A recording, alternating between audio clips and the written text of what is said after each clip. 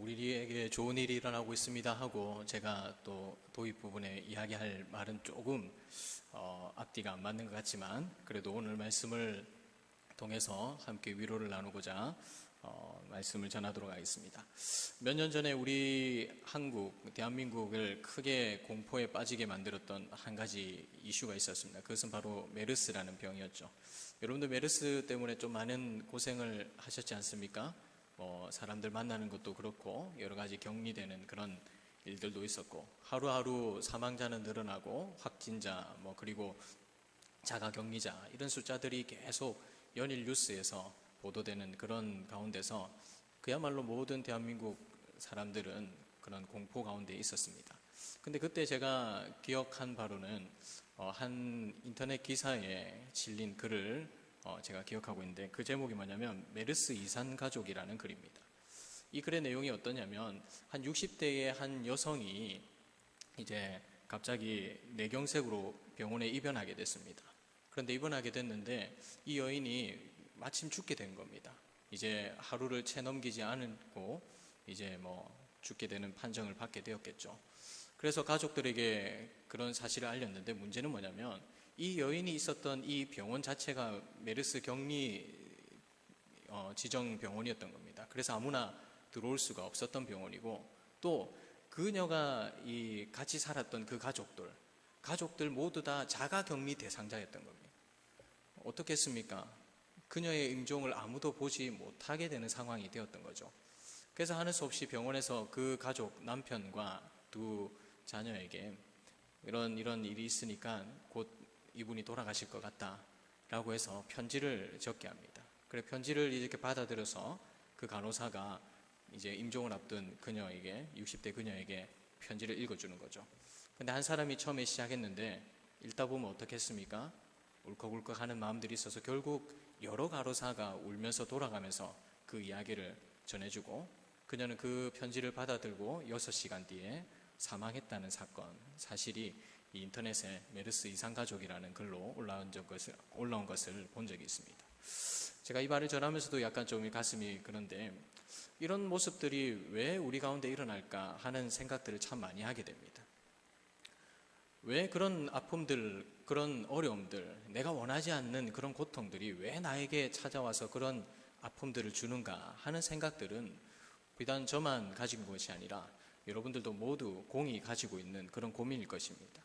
그런 고민들 가운데서 늘 생각하는 것은 좀 그런 문제들, 그런 고통들, 그런 것이 오면 좀 순차적으로 왔으면 좋겠는데 아니면 미리 좀 예고를 해주고 왔으면 좋겠는데 그렇지 않다는 거죠. 원하지 않는 문제들이 갑자기 터지고 한 문제만 터져서 이걸 또 감당하기 힘든데 막 여러 곳에서 막 터지고 이러면 그야말로 힘든 가운데서 사는 것조차도 고통스러운 그런 여러 가지 고통을 받게 됩니다. 마치 앞서 말씀드린 이 여인처럼 그야말로 원하지 않는 그런 고통 가운데 죽음을 맞이하게 되는 그런 비참한 일도 있는 것이죠. 그런데 문제는 뭡니까? 그런 고통들이 일반 사람들에게만 있는 것이 아니라 예수 믿는 우리들에게도 있다는 겁니다. 예수 믿는 우리들 역시도 하나님의 큰 사랑을 받는다고 그렇게 늘 고백하며 기뻐하고 감사하는 우리들도 그런 어려움들을 겪고 있다는 것이죠.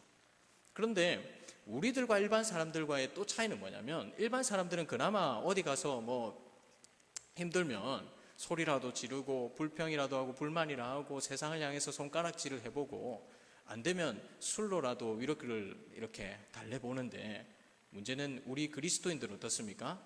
때로는 그런 상황이 있어도 불평조차도 못하는 거죠. 왜요? 불평을 하면 내 믿음이 좀 약해 보이기 때문에 정말 하나님께서 모든 것을 주관하시는데 내가 불평 한마디 하는 걸로 인해서 나는 하나님을 제대로 믿지 않는 것은 아닌가 그런 여러 가지 의심이 드는 겁니다. 마치 믿음과 그런 절망 가운데서 늘 갈등하고 고민하는 모습이 우리 가운데 있는 거예요. 그런 모습을 보면 참으로 우리가 일반 사람들보다 더 안 된 것 같습니다. 그럼 그런 가운데서 우리는 어떻게 해야 될까요? 정말 아무런 불평하지 말고 오직 하나님만 바라볼 수 있을까요?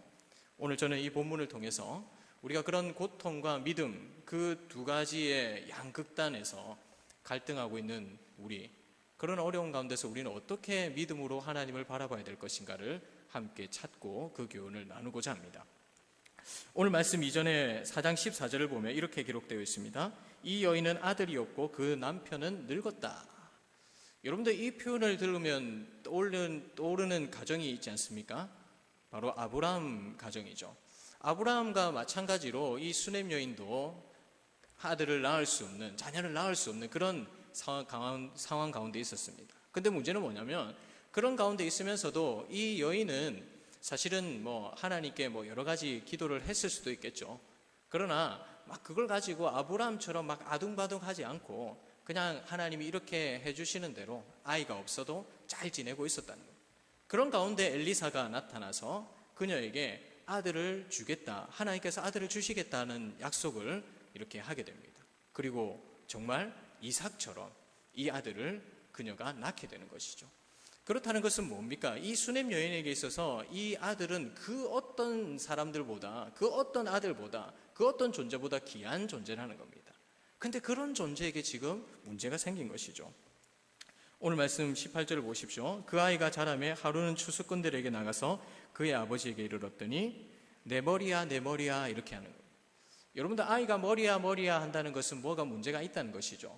주석학자들이 추정하는 나이는 한 5살 정도, 4, 5살 정도 되는 아이로 추정합니다. 거의 우리 우주 정도 되는 그런 나이인 것 같은데, 이 아이가 머리가 아프다 이 말은 뭐냐면 지금 뭔가가 문제가 있다는 겁니다. 여기에서 추수할 때가 됐다는 것은 이 당시 이 수넴 지역은 특별히 옥수수를 이렇게 재배하는 그런 농작물 재배하는 것이 그 사람들의 주된 농업이었습니다.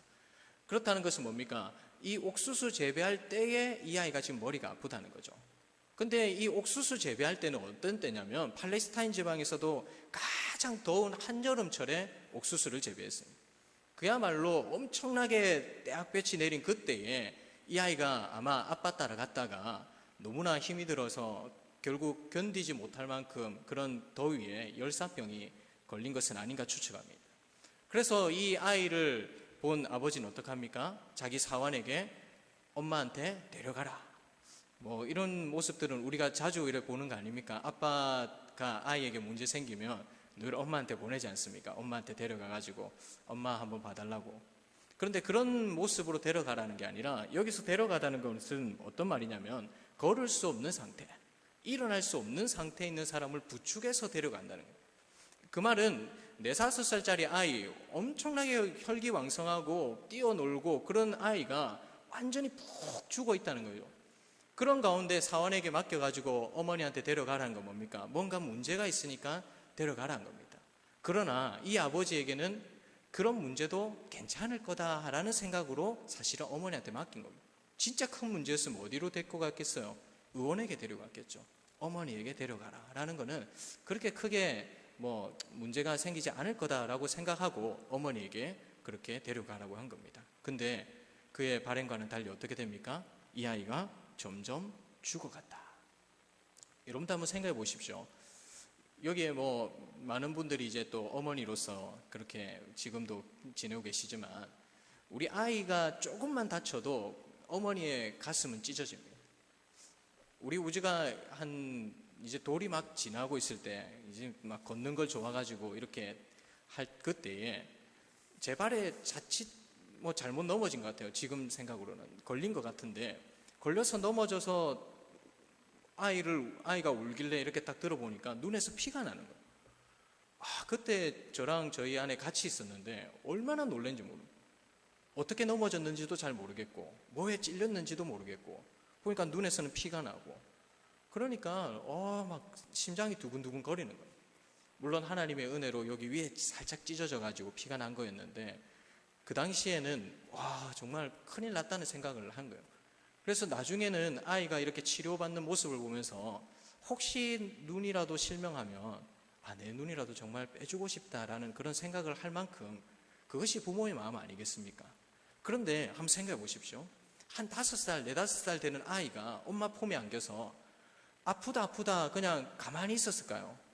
얼마나 울고불고 그렇게 안 했을 겁니까? 엄마 아파 막 그렇게 했지 않겠습니까?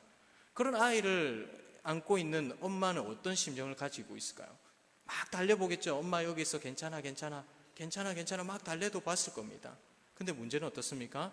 엄마 아파 하는 목소리가 점점 작아지고 아이가 차게 굳어지는 모습을 보는 어미의 마음은 어떻겠습니까?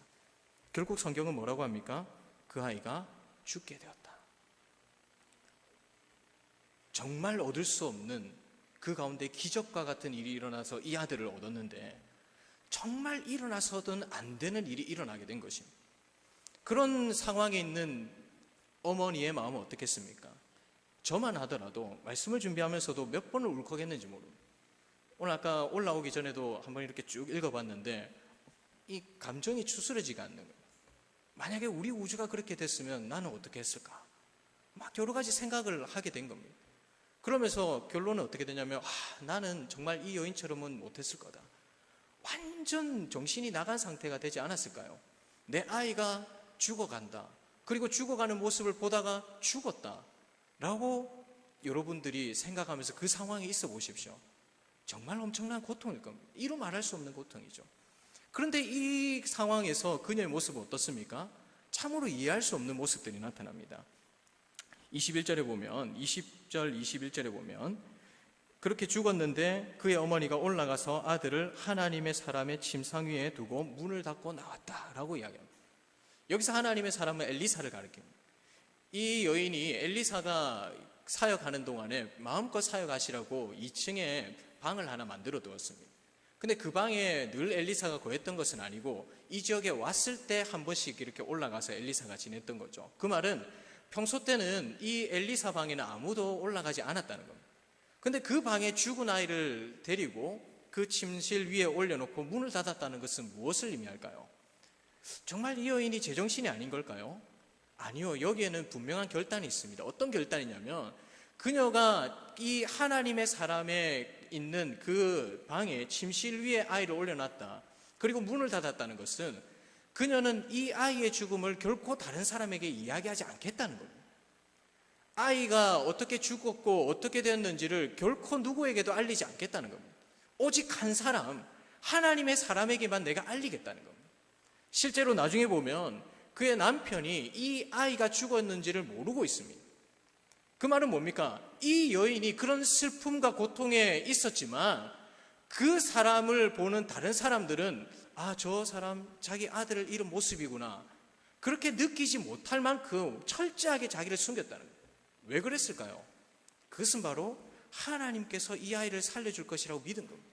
하나님께서 기적처럼 이 아이를 주셨으니 이런 상황에서도 하나님께서 기적처럼 살려주시겠다라는 그런 믿음이 있었던 거죠.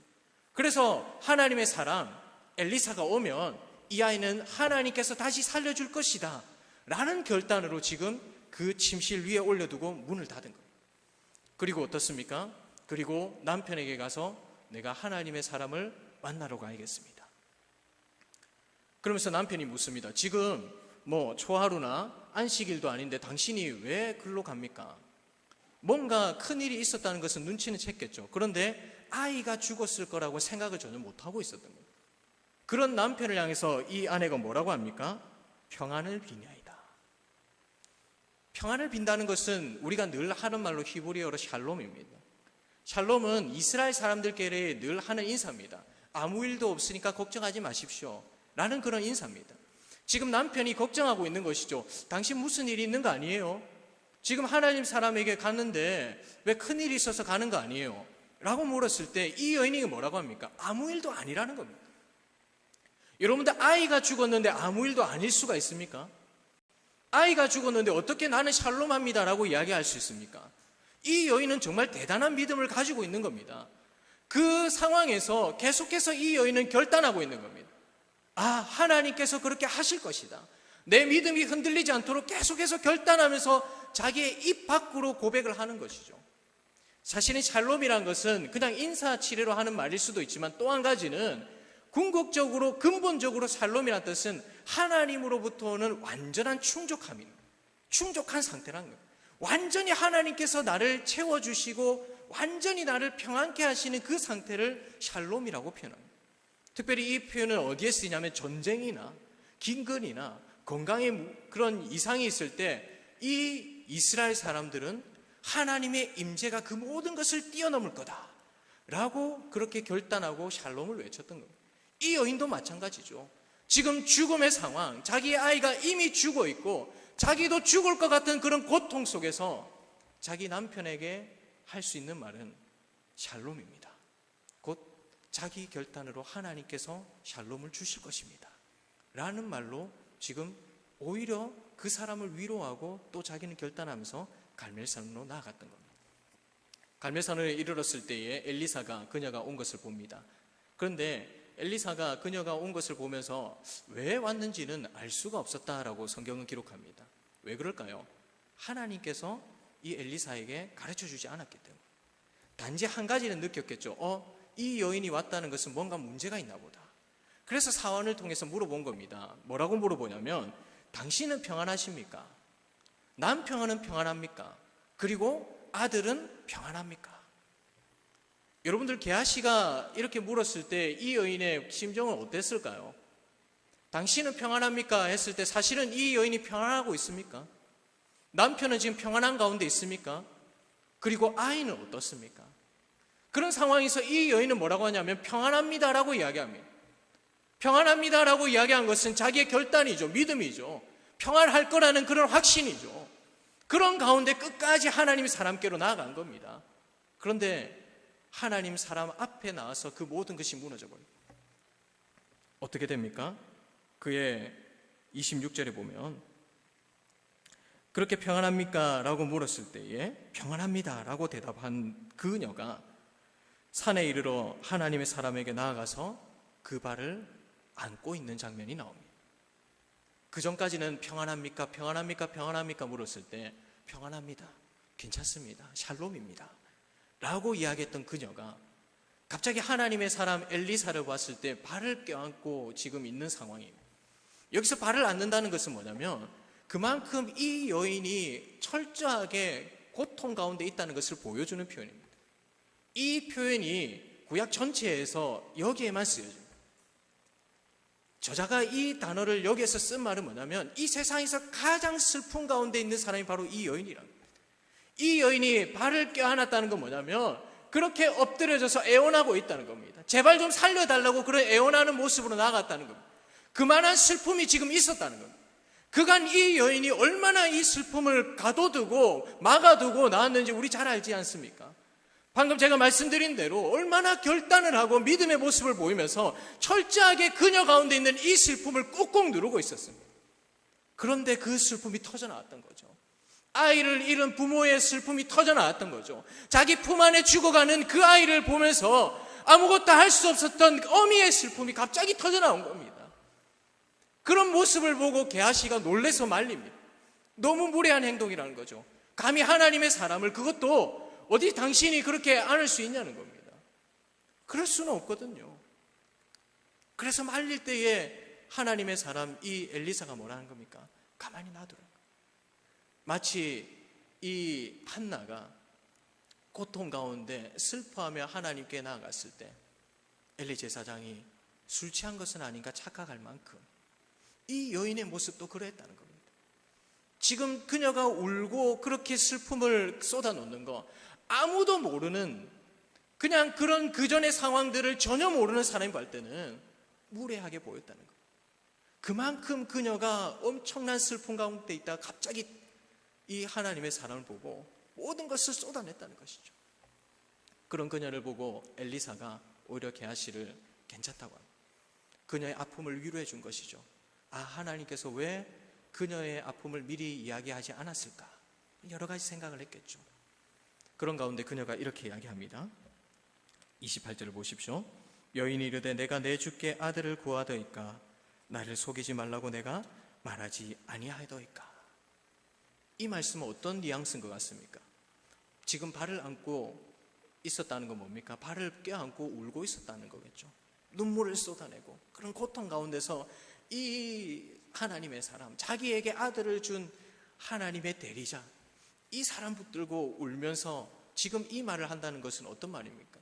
그렇습니다. 당신이 내 아들을 살릴 수 있습니다 라고 말하는 겁니까? 아니죠.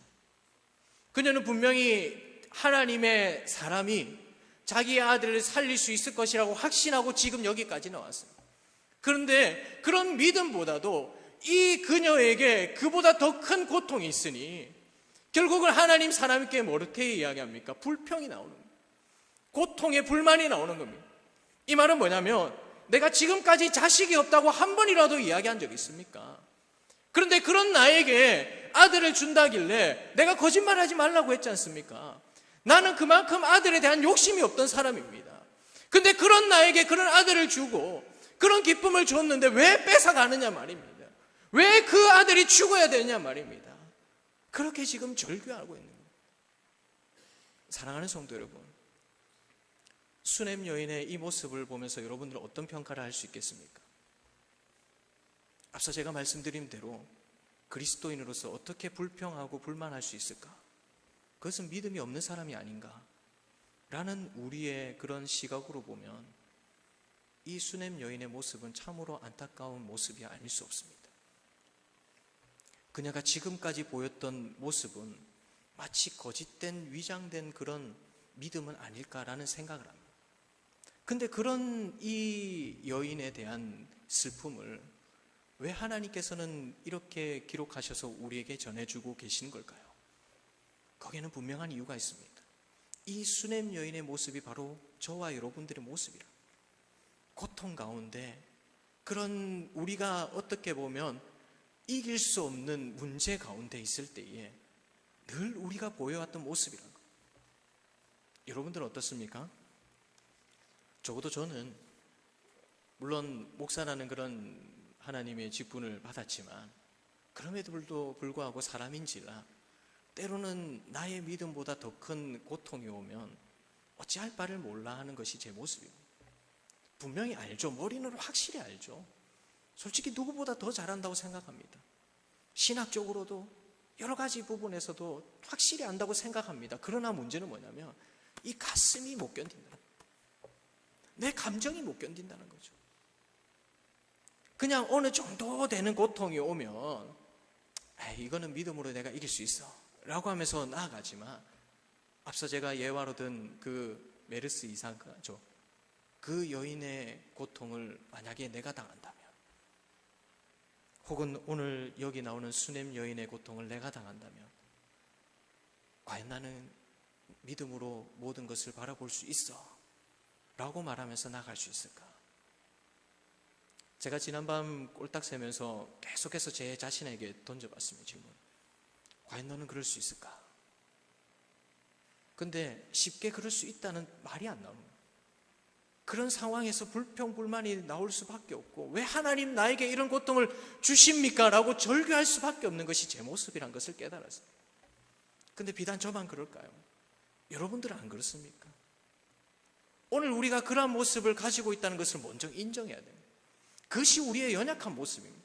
아무리 신앙의 연수가 차면 찬다 할지라도 내가 곧 하나님 나라에 들어갈 그런 준비가 다 되었다 할지라도 우리의 본성은 사실은 믿음과 이 절망 가운데서 늘 갈등하고 어찌할 바를 모르는 상황 가운데 있다는 겁니다.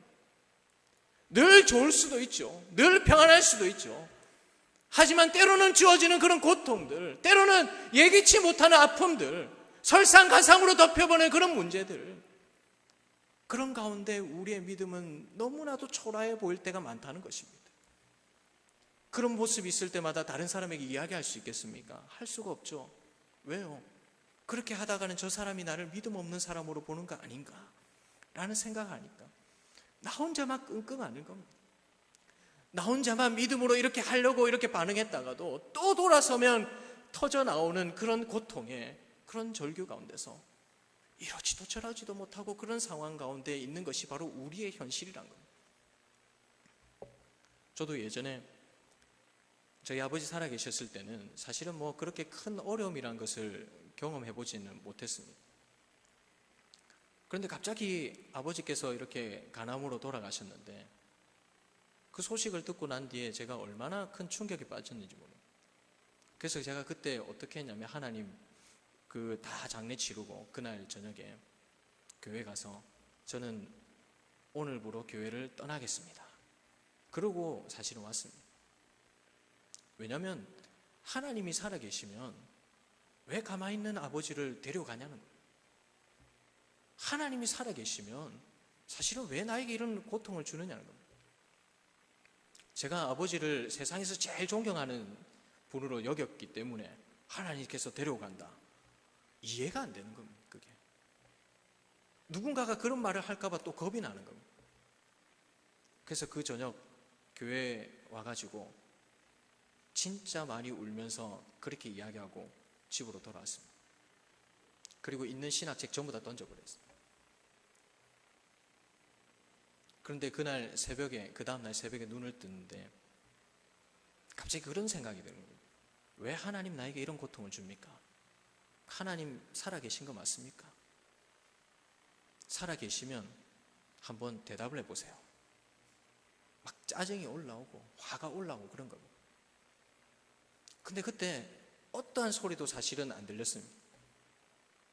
근데 내 마음에 한 가지 확신이 들었던 게 어떤 거냐면, 너의 육체의 아버지는 떠났지만 너의 완전한 아버지는 내가 옆에 있지 않느냐. 그 마음이 갑자기 싹 올라오는 겁니다. 그리고 그때 깨달았습니다. 불평과 불만이 있다 할지라도 하나님께 쏟아놓는 것이 믿음이구나. 하나님 그걸 원하시구나. 내가 고통이 있다고 떠나버리면 결국 그것은 하나님을 외면하고 하나님의 전능하신 손길을 내가 거부하는 것이지만, 내가 그런 고통 가운데서, 내가 그런 슬픔 가운데서, 누구에게 말할 수 없는 그런 어려움 가운데서 내가 유일하게 쏟아놓을 수 있는 것은 하나님밖에 없어서 내가 거기에 엎드리면, 하나님은 그런 나를 보고 왜 이 정도밖에 믿음이 없냐고 책망하는 것이 아니라 오히려 그런 나를 안아주시는 분이시구나. 그런 나를 위로하시는 분이시구나. 그분이 바로 나의 위로자고 샬롬이시구나 라는 것을 깨달았습니다. 사랑하는 성도 여러분, 오늘 말씀도 동일합니다. 이 여인이 그렇게 고통을 쏟아냈을 때의 모습을 보면 믿음이 없는 것처럼 보이지만 사실은 우리 주님은 이런 모습을 원한다는 겁니다. 인생의 고통이 있고 어려움들이 있고 그런 절망이 있고 때로는 하나님이 살아계실까라는 그런 의문이 들 만큼 그런 문제들이 찾아오는 그때라도, 그런 순간에 우리가 막 떠올라오는 그런 탄식이 있을 때 그것을 하나님 품에 안기어 우리 주님 발 안고 그 자리에서 쏟아내는 것을 하나님께서 원하신다는 겁니다. 우리 주님이 그 자리에 계신다는 겁니다. 내 발을 안고 내 마음을 쏟아내도록 그 자리에 계신다는 겁니다. 이 게하시가 말리고 말리면서 그러면 안 됩니다 하면서 이 여인을 잡아챌 때 오히려 그것을 놔두라고 이야기하는 이 하나님의 사람처럼 우리 주님의 당신의 그런 자녀들이 겪고 있는 모든 고통들, 그것을 다 받아들일 준비가 되어 계신 분, 그리고 그것을 받아주면서 당신의 사랑으로 위로할 준비가 되어준 다 그것을 받아줄 준비가 되어 있는 분이십니다. 그분이 바로 여호와 하나님, 우리의 샬롬인 줄 믿으시기 바랍니다. 여러분들 인생에 고통이 있습니까? 말 못할 문제들이 있습니까? 왜 나만 겪는 고난이라고 그렇게 외칠 때가 있습니까? 그러한 일이 있다면 그 순간 주님의 발 앞에 나아가는 여러분 되기를 축복합니다. 그런 고통 들고 여러분들 주님께로 나아가는 여러분들 되기를 축복합니다. 그런 고통을 들고 문제를 가지고 하나님께 나아가는 자마다 주님의 놀라운 위로를 체험하게 될 것입니다. 우리 주님의 발을 붙든다는 건 뭡니까? 우리 주님이 아니면 안 된다는 것입니다. 하나님이 나를 구원해 주시지 않으면 나는 살아갈 수가 없는 존재라는 표현입니다. 하나님 제발 나를 살려주세요라는 그런 애원의 표현입니다. 그렇게 애원하는 자녀를 누가 가만히 두겠습니까? 자기 아들을 아끼지 아니하고 우리에게 주신 하나님이 그렇게 고통 가운데 눈물을 흘리면서 그 발을 붙들고 울고 있는 우리에게 어찌 평안을 주지 아니하시겠습니까? 그 하나님 바라보면서 위로를 얻고 평안함 가운데로 나아가는 저와 여러분 되기를 축복합니다. 오늘 수넴 여인을 보십시오. 그 여인은 결코 믿음이 없는 것입니다. 그녀의 흔들리는 믿음은 있었지만 끝까지 그녀는 하나님 앞에 모든 것을 쏟아내기로 작정했습니다. 그리고 하나님은 그것을 받아주셨습니다. 이 수넴 여인이 어떻게 됩니까? 나중에 자기 아들을 살리시는 하나님의 능력을 경험하게 됩니다. 하나님께 나아가서 그분 앞에 발 앞에 나아가 엎드리는 모든 자녀들은 그분의 평안을 누릴 자격이 있는 자들입니다. 오늘 저와 여러분들이 하나님께 나아간다면 하나님께서 여러분들에게 그런 은혜를 베푸실 것입니다. 분명한 것은 무엇입니까? 하나님은 그런 능력을 우리에게 베풀 수 있는 전능자라는 사실을 인정하는 것입니다. 우리 주님께서 이 땅에 계셨을 때에 사실은 모든 병든 자들을 그냥 낫게 할 수 있는 능력을 가지고 계셨습니다. 그럼에도 불구하고 그분은 어떻습니까? 가는 곳곳마다 병자들을 만지시고 고치신 것. 심지어 혈루증 여인을 만났을 때 그녀가 자신의 몸을 손을 댄다는 것은 자기의 부정함이 다 우리 주님께로 넘어간다는 겁니다. 그럼에도 불구하고 우리 주님은 그 손길을 거부하지 않았습니다. 왜요? 그녀를 사랑했기 때문에. 우리 주님이 우리를 사랑하시기 때문에 자기 몸을 십자가에 찢은 줄을 믿으시기 바랍니다. 그 사랑이 우리에게 있다면 오늘 우리가 당하는 그 어떤 어려움에서도 우리 주님은 능히 우리를 구원할 자이심을 믿으시기 바랍니다. 그것이 우리 인생이 만날 유일한 위로요, 우리 인생에게 주어진 유일한 샬롬입니다. 바라기는 저와 여러분이 그런 은혜를 누리는 복된 성도들이 되기를 축복합니다. 어떠한 어려움이 있더라도 우리 주님 앞에서 눈물을 쏟으십시오. 어떠한 고통이 있더라도 우리 주님 그 발 앞에서 모든 것을 내어놓으십시오. 다른 사람은 이해할 수 없고 말할 수 없는 그런 어려움이 있다면 우리 주님께로 나가십시오. 우리 주님 우리의 모든 것을 알고 계십니다. 우리를 만져줄 준비가 되어 계십니다. 그리고 주님이 우리를 만져주신다면 그 눈물이 범벅이 됐던 그 자리가 평안의 기쁨으로 변하게 되는 놀라운 은혜를 체험하게 될 것입니다. 오늘 저와 여러분들에게 주신 그 위로를 붙들고 사나 죽으나 유일한 위로 되신 우리 주님만 붙드는 복된 성도들 되길 주님의 이름으로 축복합니다. 말씀을 맺겠습니다. 여인은 다시 한번 엘리사 앞에 엎드립니다. 근데 그녀가 엎드렸을 때는 처음에 엎드린 모습과 전혀 다른 모습입니다. 이제 그녀를 힘들게 하고 고통하는 모든 문제가 해결됐습니다. 하나님께서 그녀의 아들을 살려주신 것이죠. 이제 그녀의 엎드림은 참된 경배가 있고 참된 감사가 있는 그런 복된 엎드림이 되었습니다.